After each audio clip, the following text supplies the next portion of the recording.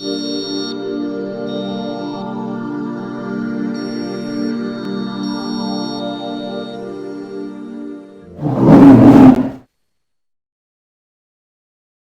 everybody, welcome to Bear Reviews with me, your host Jack, and welcome back to the second half of this Beavertown double IPA sort of showdown. We've just finished off some of the double chin, although I've left a little bit in the can just in case we want to give it a try.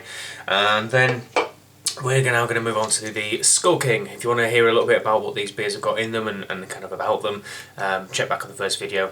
So I'll crack this one open now without further ado. This is slightly stronger, 8.7% ABV. And it's only literally just been released, which is cool, and I was kind of waiting for one of these to come through because I knew it was coming through eventually to this comparison video. So we'll pour this fellow on out into a teacup glass, not the same Brewdog teacup glass, but a different one. And we have a ever so slightly hazier kind of colour there, but very similar in complexion to the double chin, which is not a bad thing for sure.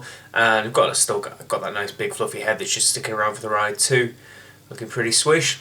Looks like a good colour for a double IPA, so let's get in there and give it a good old smell. Interesting.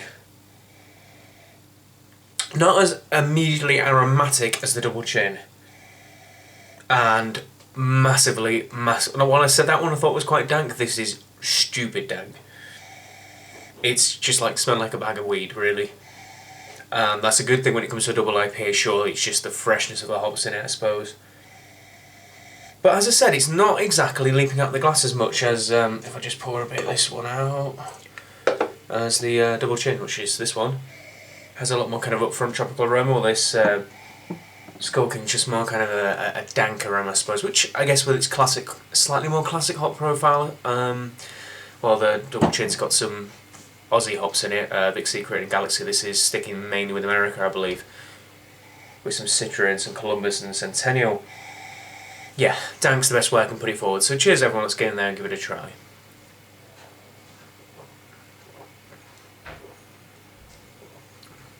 There's a little bit more malt profile on this one as well, as compared to, ignore the foam, as compared to the double chin as well. It gets a little bit sweeter in general. There's a little bit more kind of caramel and toffee going on. But I also get a kind of sweet orange flavour coming through with it as well. And a sort of grapefruitiness. It's definitely much more on the classic spectrum of a kind of IPA, or American style double IPA, I suppose.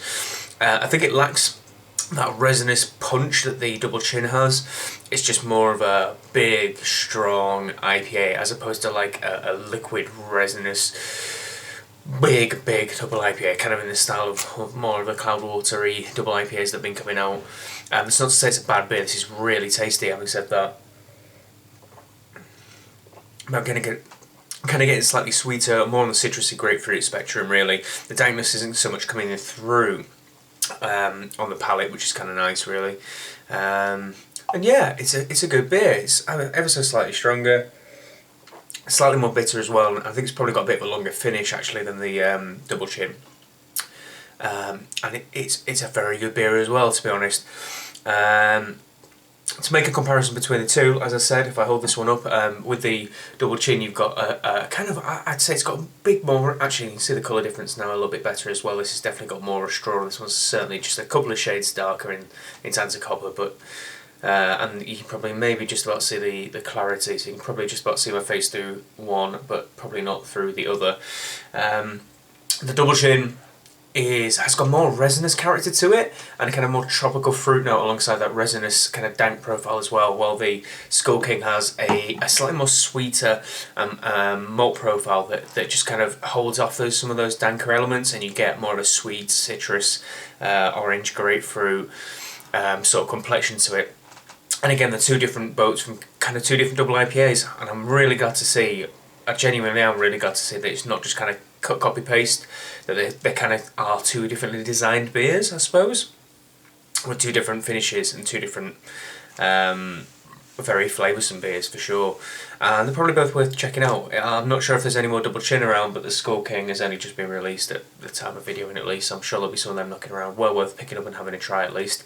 And I can expect no more from a fantastic brewery. Beavertown do some really crazy good beers. Well worth checking out their stuff anyway. So please like, favorite, comments and subscribe. And if you haven't watched episode 1 where we tried the double chin, go and check that out now. Cheers.